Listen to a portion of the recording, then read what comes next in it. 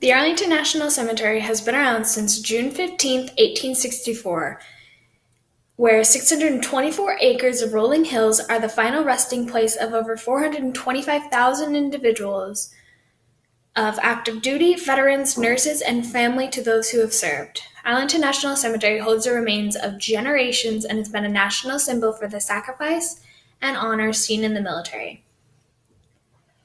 The cemetery has grown in its history, filled with monuments and memorials, among those buried in the 76 sections currently open and the funerals by the honor guards.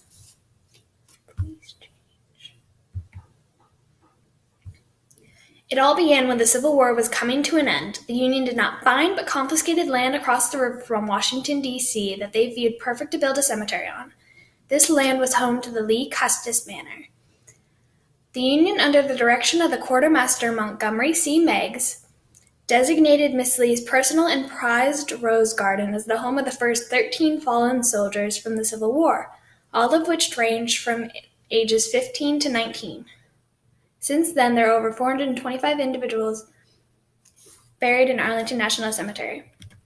The oldest grave is Private William Chrisman, from the 67th Pennsylvania Volunteer Infantryman, being laid to rest at age 20 on May 13, 1864, located in Section 27.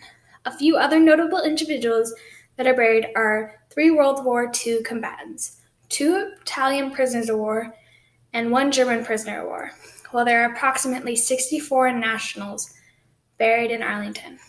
There are a few sections to note. Section 21 holds many of the Army, Navy, and Air Force nurses who served in World War I. Section 27 holds nearly 4,000 former slaves from Lee's estate. The federal government set aside acreage to be specifically for emancipated, freed, and fugitive slaves. Section 30 holds 2 U.S. presidents, the 27th William Taft and the 35th John F. Kennedy. Among the 76 sections, 60 is by far the saddest to visit, where many of the young men and women who died in the Afghanistan and Iraq wars are buried. Among the sections are 31 monuments and memorials. There is one that attracts many visitors to the Arlington National Cemetery, the Tomb of the Unknown Soldier. The tomb is a monument dedicated to U.S. service members who have died without their remains being identified. Made of marble to look similar to a casket, it holds the remains of soldiers from World War I, II, and the Korean War. There was at one point a soldier from the Vietnam War, but was identified in 1972 due to technology advancements. Instead of replacing the soldier, there was written, "Honoring and keeping faith with America's missing servicemen" on the crypt cover. The tomb has been guarded since 1937 by a tomb guard of the Honor Guard.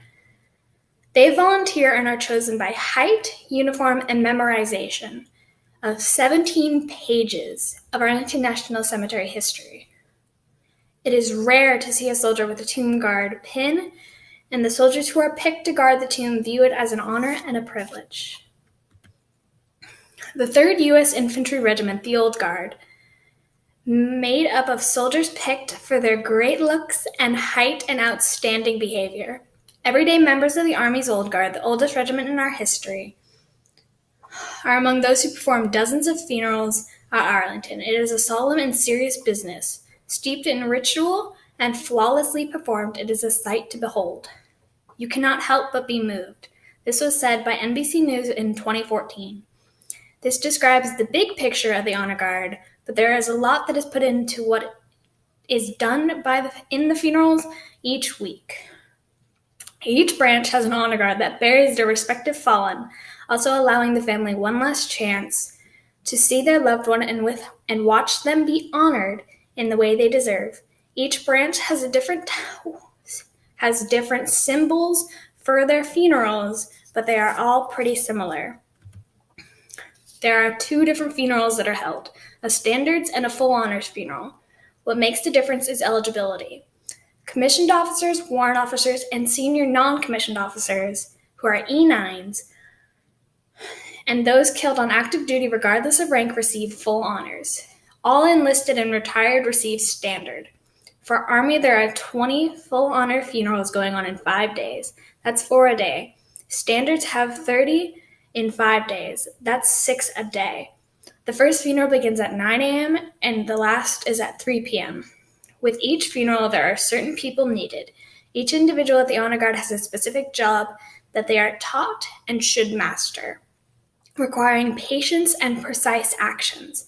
There are seven different jobs, all in order of how the funeral would go, starting with caisson, escort, casket, firing party, chaplain, bugler, and band, each playing a role in a standard and or full honors funeral. Along with the jobs, there are symbols that are tradition in military funerals.